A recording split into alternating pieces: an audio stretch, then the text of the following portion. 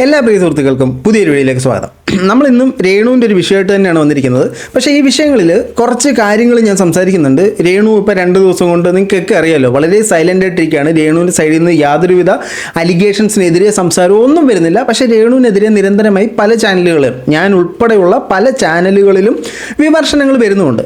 അപ്പോൾ അങ്ങനെ ഇരിക്കെ രേണുവിൻ്റെ കുറച്ച് പഴയ വീഡിയോ നമ്മുടെ ഈ ആൽബം ഷൂട്ടുമായിട്ട് ബന്ധപ്പെട്ട സമയത്ത് പുള്ളിക്കാരി നടത്തിയ കുറച്ച് കോൺവെർസേഷനും രേണുവിനെ സപ്പോർട്ട് ചെയ്ത് മുന്നോട്ട് വന്നിരിക്കുന്ന കുറച്ച് ആളുകളെയും അതോടൊപ്പം തന്നെ മറ്റു കുറച്ച് ഇൻഫർമേഷനുമാണ് നമ്മൾ ഈ വീഡിയോയിൽ പ്രധാനമായിട്ട് സംസാരിക്കാൻ വന്നത്. അപ്പോൾ ഈ രേണുസുതി ടോപ്പിക് ഇഷ്ടമില്ലാത്തവരും ഇത് വളരെ ഫണ്ണായിട്ട് ചിരിച്ച് സന്തോഷിച്ച് കാണുന്നതാണെന്ന് ചിന്തിക്കുന്ന ആളുകളും ഇപ്പോൾ തന്നെ ഈ വീഡിയോ ഒന്ന് സ്കൂട്ടടിച്ചു. നിങ്ങൾക്കുള്ള വീഡിയോയിൽ ഇത് കുറച്ച് സീരിയസ് ആവാനുള്ള സാധ്യതകൾ ഞാൻ കാണുന്നു. ആദ്യം നമുക്ക് രേണു പറയുന്ന കുറച്ച് കാര്യങ്ങളൊന്ന് കേൾക്കാം. എന്നിട്ട് രേണുവിനെ അനുകൂലിച്ച് സംസാരിക്കുന്നവരിലേക്കും രേണുവിനെ കുറിച്ച് ഇനി കുറച്ച് പറയാം. അത് നമുക്ക് രേണുവിന് പറയാനുള്ളത് കേൾക്കാം. ഇത് മാത്രമേ ഉള്ളൂ, വേറെ ഒന്നും സ്വർണ്ണല്ല മൂക്കുത്തി. ഇങ്ങനൊന്നും അല്ലായിരുന്നല്ലോ. ഞാനിടുന്ന ചെരുപ്പ് 35,000 രൂപ, ഞാൻ വളരെ കോസ്റ്റ്ലി ആണ്, സബ്സ്ക്രിപ്ഷൻ തുടങ്ങി പിന്നെ ഞാൻ ഭയങ്കര കോസ്റ്റ്ലി ആണെന്നൊക്കെ പറഞ്ഞുകൊണ്ടിരുന്ന രേണു ഇപ്പോൾ പറയുന്നു എൻ്റെ ദേഹത്ത് സ്വർണ്ണമോ വെള്ളിയോ തങ്കമോ പവിഴമോ വൈഡൂര്യോ മുത്തുച്ചിപ്പിയോ. മുത്തുച്ചിപ്പി വേറെയാണല്ലേ. ഈ സാധനങ്ങളൊന്നും പുള്ളിക്കാരുടെ ശരീരത്തിലില്ല. പുള്ളിക്കാരി തികച്ചും റോൾ ഗോൾഡാണ്, അഥവാ ഡ്യൂപ്ലിക്കേറ്റ് ആയിട്ടുള്ള സാധനങ്ങളാണ് ധരിക്കുന്നതെന്നാണ് രേണു ഇപ്പൊ പറയുന്നത്. രേണു തന്നെ തങ്ക സ്വർണ്ണമല്ലേന്ന്. ഇവനൊക്കെ എങ്ങനെയാ, മാസക്കൂലിയാണോ ദിവസക്കൂലിയാണോ ഇമാതിരി ഡയലോഗുകൾ പറയുന്നതിന്? ഇതൊക്കെ എങ്ങനെ സാധിക്കുന്നടോ നിന്നെ കൊണ്ടൊക്കെ ഇത് പറയാനായിട്ട്? നിനക്കൊക്കെ ഒരു ലേശം പറയല്ലേ. സോറി, കാലിലിട്ട് കണ്ടില്ല.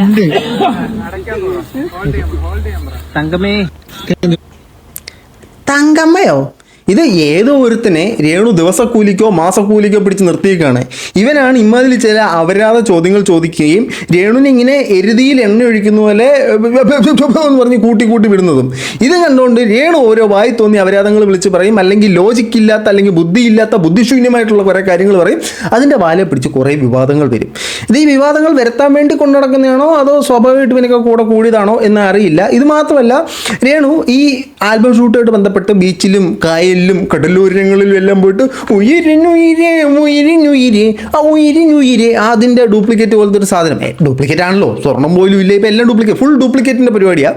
അപ്പോൾ അങ്ങനെ കുറച്ച് കാര്യങ്ങളോട് ചെയ്തിരുന്നു. ആ സമയത്ത് രേണുവിനോട് ചോദിക്കുന്ന കുറച്ച് ചോദ്യങ്ങളുണ്ട്. ഒരു കാര്യം കേൾപ്പിച്ച ഏതായാലും ഗോൾഡ് കടത്തുന്ന പേരായി. ഇല്ല, ഞാൻ അങ്ങനത്തെ തെറ്റായിട്ടുള്ള മാർഗത്തിൽ പോകത്തില്ല. വണ്ടർഫുൾ മാതൃക കാണിക്കുന്ന ഇൻഫ്ലുവൻസർ. പുള്ളിക്കാരി തെറ്റായ മാർഗങ്ങളിലൂടെ ഒന്നും പോകില്ല, വളരെ ശരിയായ മാർഗങ്ങളിലൂടെയാണ് പോകുന്നത്. ഉറപ്പിക്കാവോ? ഇനി വേറെ കുറച്ച് കഥകളൊക്കെ വരാൻ കിടപ്പുണ്ടെന്ന് കേട്ട്. അങ്ങനെയാണെങ്കിൽ ശരിയായ മാർഗം തന്നെ ആണോ എന്ന് നമുക്കൊന്ന് അറിയണം. രേണുവിനെ കുറിച്ച് കുറച്ചധികം കഥകൾ കിംവദന്തികളല്ല വിത്ത് പ്രൂഫ് പരക്കുന്നുണ്ട്. എത്രയും പെട്ടെന്ന് രേണു എന്ന വൻമരം വീഴുമെന്നാണ് എനിക്ക് തോന്നുന്നത്. അത് ആ കഥകളൊക്കെ പുറത്തേക്ക് വരട്ടെ. പുറത്തേക്ക് വരുമ്പോൾ നമുക്ക് അതിനെക്കുറിച്ചിട്ടൊക്കെ പറയാം. മോനെ,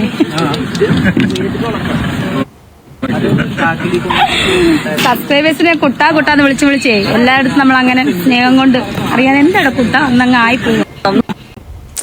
സബ്സ്ക്രൈബേഴ്സിനെ പുള്ളിക്കാരി കുട്ടാന്നാണ് വിളിക്കുന്നത്. അപ്പോൾ കുട്ടാന്ന് വിളിക്കുമ്പോൾ അവന്മാർ ചിരിച്ച് അവന്മാർ തിരിച്ച് സ്നേഹത്തോടെ കുറച്ച് കാര്യങ്ങൾ പറയുകയും ആ കാര്യങ്ങളെല്ലാം രേണു ചേച്ചി സാധിച്ചു കൊടുക്കുകയും ചെയ്യും എന്നൊരു വാർത്തകളൊക്കെ വരുന്നു. അപ്പോൾ പുള്ളിക്കാരി സബ്സ്ക്രൈബേഴ്സിനെ കുട്ടാന്നാണ് വിളിക്കുന്നത്. നമ്മൾ സാധാരണക്കാരെയൊക്കെ നീയൊക്കെ വന്നിരുന്ന് കമൻറ്റ് ബോക്സിൽ ഉണ്ടാക്കടാ, എനിക്ക് പുല്ലാടാ, മറ്റേതാടാ, മൈ ഡിയർ മച്ച എന്നൊക്കെ പറയുമ്പോഴത്തേനും സബ്സ്ക്രൈബേഴ്സിനല്ല, രേണു സുധിയുടെ മാത്രം സബ്സ്ക്രൈബേഴ്സിനെ രേണു കുട്ട എന്നാണ് വിളിക്കുന്നത്. അവർക്കൊരു പ്രത്യേക പരിഗണന, അവർക്കൊരു തലോടൽ ഇതൊക്കെ രേണു കൊടുക്കുന്നുണ്ട്. രേണുവിനെ സബ്സ്ക്രൈബ് ചെയ്യാത്തവരൊക്കെ സബ്സ്ക്രൈബ് ചെയ്യും. രേണുവിൽ നിന്ന് ഇത്തരമുള്ള കാര്യങ്ങൾ കിട്ടും. ഇനി രേണു ഓൾറെഡി പ്രശസ്തമായത് എങ്ങനെയാണ്? പുള്ളിക്കാരി കൊല്ലം സുധിയുടെ ഭാര്യയായിരുന്നു. നിര്യാതനായ എന്ന് രേണു പലയിടത്തായിട്ട് എടുത്തു ചേർക്കുന്നുണ്ട്. അതുണ്ടെങ്കിലേ ഈ ഒരു ബ്രാൻഡ് പൂർത്തിയാവത്തുള്ളൂ. സിൻസ് 1992 എന്നൊക്കെ പറഞ്ഞ പോലെ കൊല്ലം സുധിയുടെ ഭാര്യ, മരണപ്പെട്ടു പോയ കൊല്ലം, ആ ഒരു സെറ്റപ്പ് ഉണ്ടെങ്കിലേ ഇപ്പോൾ വരത്തുള്ളൂ. അപ്പോൾ പുള്ളിക്കാരി കൊല്ലം സുധിയോടുള്ള സ്നേഹത്തിൽ പാവപ്പെട്ട വിധവ 2 പിള്ളേരെ നോക്കാനായിട്ട് കഷ്ടപ്പെടുന്നു, ബുദ്ധിമുട്ടുന്നു. 2 പിള്ളേർ മാറി കേട്ടോ, ഇപ്പോൾ ഒരു പിള്ളേരേ ഉള്ളൂ. ബുദ്ധിമുട്ടുന്നു എന്നൊക്കെ പറഞ്ഞിടത്തു നിന്ന് ഇവർ ഇവരുടെ ആൽബങ്ങളിലേക്ക് ഇറങ്ങുകയും ഈ ആൽബങ്ങളിലൊക്കെ കുൽസിതം നിറഞ്ഞ് കുറച്ച് കാര്യങ്ങൾ കാഴ്ചവെക്കുകയും ചെയ്തു. അങ്ങനെയാണ് ഇവർക്ക് ഹെയ്റ്റ് ആദ്യമായിട്ട് ആരംഭിക്കുന്നത്. അപ്പോൾ ഇവരോടൊരു ചോദ്യം ചോദിച്ചു, ഒരു സമയം എത്ര പേര് പ്രണയിക്കാൻ പറ്റും? അപ്പോൾ ഈ എൻ്റെ വീഡിയോ കാണുന്നവർ നിങ്ങളുടെ അഭിപ്രായം കൂടെ ഇതിൻ്റെ താഴെ കമൻറ്റുകൾ ചെയ്യുക. ഒരു സമയം എത്ര പേരെ ആത്മാർത്ഥമായി പ്രണയിക്കാൻ പറ്റും, സ്നേഹിക്കാൻ പറ്റും? എത്ര എണ്ണത്തിന് വേണമെങ്കിലും പ്രേമിക്കാൻ കൊണ്ടു നടക്കുകയൊക്കെ ചെയ്യും, പക്ഷേ ആത്മാർത്ഥമായിട്ട് എത്ര എണ്ണം പറ്റും എന്നുള്ളൊരു ചോദ്യം ഞാൻ നിങ്ങൾക്ക് വിട്ടിരിക്കുകയാണ്. കമൻറ്റ് ബോക്സിൽ ഞാൻ നിങ്ങളുടെ റിപ്ലൈക്ക് വേണ്ടി വെയിറ്റിംഗ് ആണ്. വെറൈറ്റി റിപ്ലൈ നിന്ന് വളരെ വ്യത്യസ്തമായിരിക്കും. നമുക്കപ്പോൾ രേണുവിൻ്റെ മറുപടി കാണാം. ഇല്ല, അല്ലല്ല, പലരെ സ്നേഹിക്കാം, പക്ഷെ അല്ല അവൻ അങ്ങനെ എന്താ പറഞ്ഞേ? ഇല്ലല്ലോ, ഇപ്പോഴത്തെ കാലത്ത് ഒട്ടുമില്ല. പിന്നെ കുറച്ചു പേരൊക്കെ ഉണ്ടെന്ന് തോന്നുന്നു മനസ്സിൽ, ഒരാളെ മാത്രം സ്നേഹിക്കുന്നത് കുറച്ചു പേര്. കുറച്ച് പേര് മാത്രമേ ഉള്ളൂ ഇപ്പോൾ ഒരാളെ മാത്രമായിട്ട് മനസ്സിൽ കൊണ്ട് നടക്കുന്നത്. രേണു പറയുന്ന ഈ ആശയത്തോട് ഞാൻ സമ്പൂർണ്ണമായി യോജിക്കുന്നു. കാരണം ഇന്നത്തെ സമൂഹത്തിൽ നമ്മൾ ചുറ്റുമൊന്ന് പരതി കണ്ണോടിച്ച് നോക്കുകയാണെങ്കിൽ വളരെ കുറച്ച് പേര് മാത്രമേ സത്യസന്ധമായിട്ട് ആത്മാർത്ഥമായിട്ട് ഒരു പങ്കാളിയിൽ മാത്രം ഒതുങ്ങിക്കൂടുന്നവരായിട്ട് നമ്മുടെ ഈ സമൂഹത്തിൽ കാണാൻ സാധിക്കുന്നുള്ളൂ. ഇന്ന് പല ആളുകളും ചെയ്യുന്നത് ഒന്നിലധികം റിലേഷൻഷിപ്പ് മെയിൻറ്റെയിൻ ചെയ്യുകയും അവരിൽ നിന്നും പലതരത്തിലുള്ള ആനുകൂല്യങ്ങൾ ലക്ഷ്യം വെച്ചിട്ടാണ് ഈ ഒരു ബന്ധത്തിലേക്കൊക്കെ പോകുന്നത്. ചിലപ്പോൾ മറ്റ് പല ആശയങ്ങളും വേറെ കുറേ നമുക്ക് സോഷ്യൽ മീഡിയയിൽ പറയാത്തയോ കാണിക്കാൻ പറ്റാത്തയോ തരത്തിലുള്ള കാര്യങ്ങൾ ലഭിക്കാൻ വേണ്ടിയായിരിക്കാം എന്തോ ഇങ്ങനെ മെയിൻറ്റെയിൻ ചെയ്യുന്നൊരു സാധനമുണ്ട്. ഇത് വളരെ തെറ്റാണെന്ന് മനസ്സിലാക്കുക. ഇത് ഞാൻ പ്രത്യേകിച്ച് പറയേണ്ട കാര്യമില്ല. അവിഹിതത്തിനെയും ഒന്നിലധികം സ്ത്രീകളുമായിട്ടോ പുരുഷന്മാരുമായിട്ടോ ബന്ധം വെക്കുന്ന സാധനത്തിനെയൊക്കെ ഇന്ന് ഗ്ലോറിഫൈ ചെയ്യുന്നൊരു സാഹചര്യത്തിലേക്ക് പോകുന്നുണ്ട്. ഇത് തെറ്റാണെന്നുള്ളത് മനസ്സിലാക്കുക. ഇവരെ പോലുള്ള ആളുകൾ വന്നിട്ട് ഇൻഫ്ലുവൻസ് ചെയ്യുമ്പോഴത്തേന് അത് മോശമായത്. ഇപ്പം രേണു അങ്ങനെ പോയെന്നല്ലോ കേട്ടോ.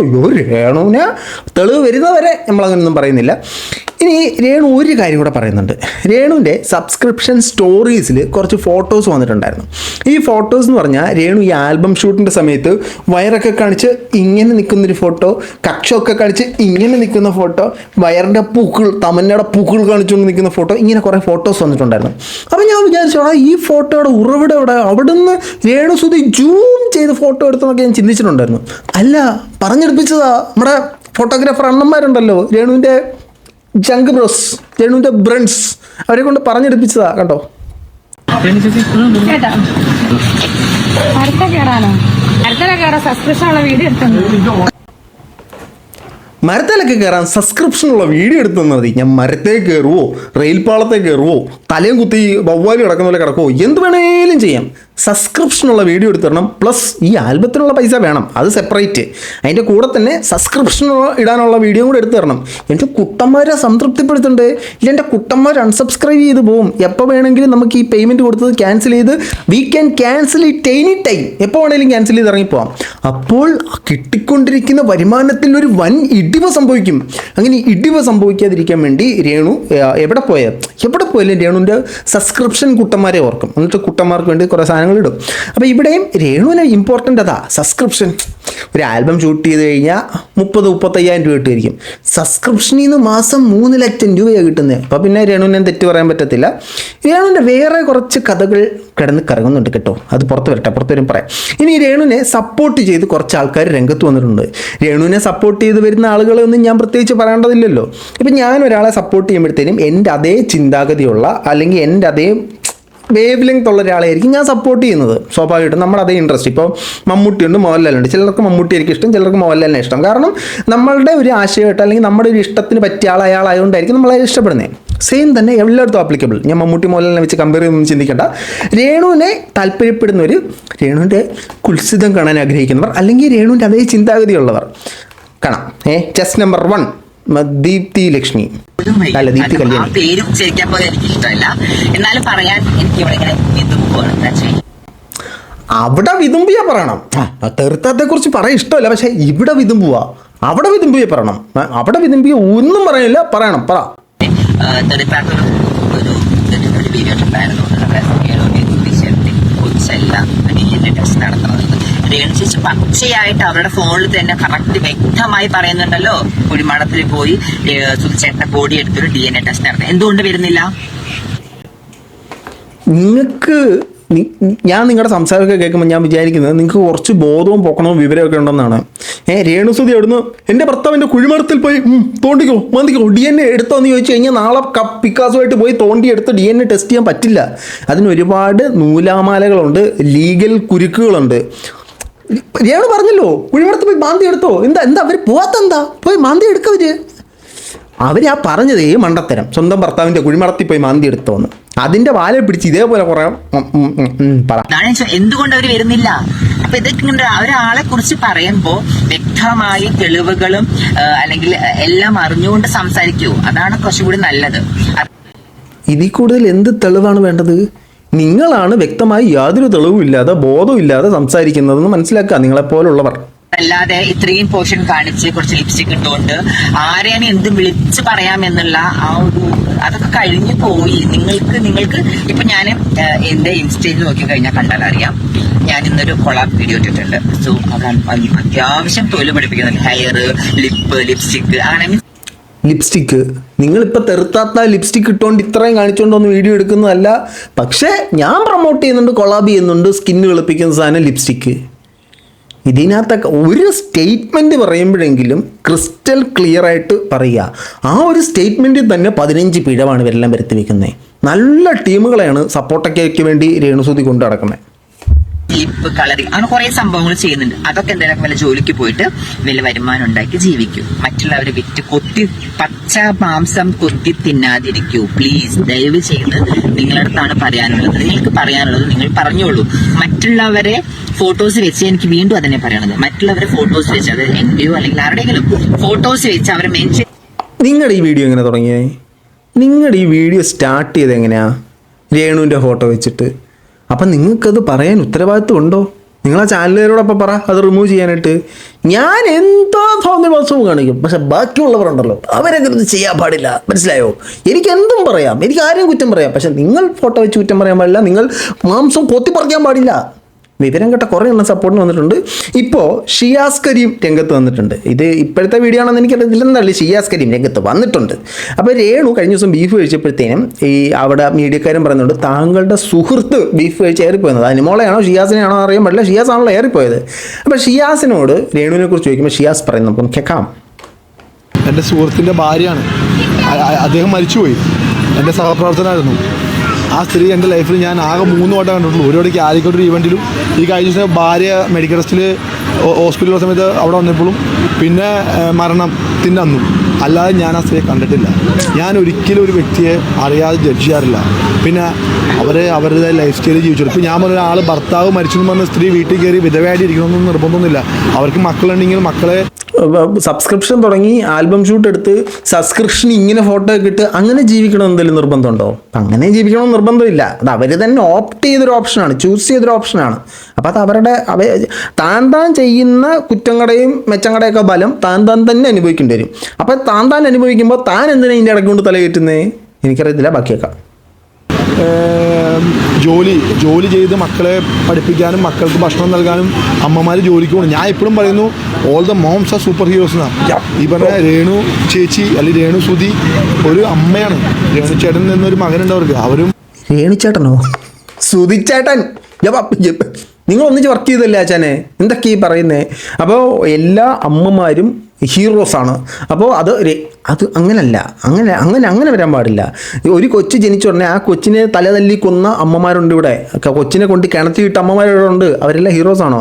അവർ ചെയ്യുന്ന പ്രവൃത്തികൾ വെച്ചിട്ടാണ് അവർ നായകനാണോ നായികയാണോ വില്ലനാണോ വില്ലത്തിയാണോ അതോ ആണോ എന്നൊക്കെ തീരുമാനിക്കുന്നത്. അല്ലാതെ ഒരു കുഞ്ഞിന് ജന്മം നൽകിയതുകൊണ്ട് മാത്രം അവർ ഹീറോസ് ആവുന്നില്ല. ആ കുഞ്ഞിനെ എങ്ങനെ നോക്കുന്നു, ആ കുഞ്ഞിൻ്റെ ഭാവിക്ക് വേണ്ടി അവരെന്ത് ചെയ്യുന്നു എന്നുള്ളത് അതിലൊക്കെ ആശ്രയിച്ചിരിക്കും. ഭാവിയിൽ ഈ കുഞ്ഞ് വളർന്നു വരുമ്പോൾ എൻ്റെ ദൈവമേ ഈ തള്ളയ്ക്ക് വന്ന് ജനിച്ചല്ലോ എന്ന് ആ കുഞ്ഞ് ചിന്തിച്ചാൽ അവിടെയാണ് ഒരു മാതാവിൻ്റെ പരാജയം. അല്ല, മാതാവ് ഇപ്പോഴേ പരാജയപ്പെട്ട ഈ മാതാവ്. എന്തെങ്കിലും ആട്ടെ. ഇനി അടുത്തത് പമ്പച്ചേച്ചി സപ്പോർട്ടായിട്ട് വന്നിട്ടുണ്ട്.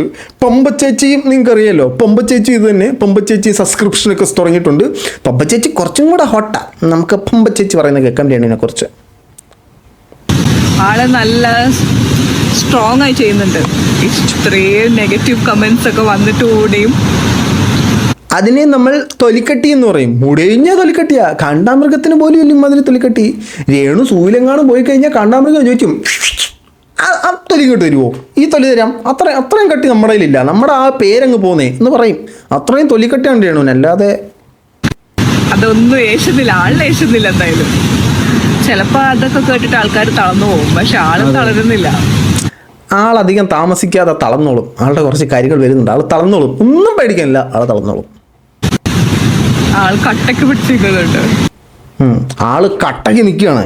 ഏത് കട്ടയാന്ന് പറഞ്ഞാൽ മതി, സിമെൻറ്റ് കട്ടയാണോ ചുടുകട്ടയാണോ, ഏതായാലും ആള് കട്ടയ്ക്ക് നിൽക്കുന്നുണ്ട്. ഇങ്ങനെ രേണുവിനെ സപ്പോർട്ട് ചെയ്തും കുറേയധികം ടീമുകൾ രംഗത്ത് വരുന്നുണ്ട്. വളരെ നല്ലതാണ്, വളരെ മികച്ചതാണ്, വളരെ ആശ്വാസം പകരുന്നതാണ്. അങ്ങനെ തന്നെ വേണം. ഏതായാലും രേണുവിനെ കുറിച്ചിട്ടുള്ള കൂടുതൽ വിവരങ്ങൾ പോരട്ടെ. രേണു ഇപ്പോൾ യാതൊരു വിധത്തിലുള്ള പ്രതികരണങ്ങളും ഒരു വിവാദത്തിനെതിരെ നടത്തുന്നില്ല. പഞ്ചപുറ്റമടക്കി വീട്ടിൽ കുത്തിയിരിപ്പാണ്. പുതിയ ആൽബം വരുമ്പോഴും എന്തെങ്കിലുമൊക്കെ പറയുമെന്ന് നമുക്ക് വിചാരിക്കാം. ഏതായാലും ഈ വിഷയത്തിൽ നിങ്ങളുടെ അഭിപ്രായം തീർച്ചയായിട്ടും കമൻറ്റുകളെ രേഖപ്പെടുത്തുമായിട്ട് കിട്ടാൻ തരാം.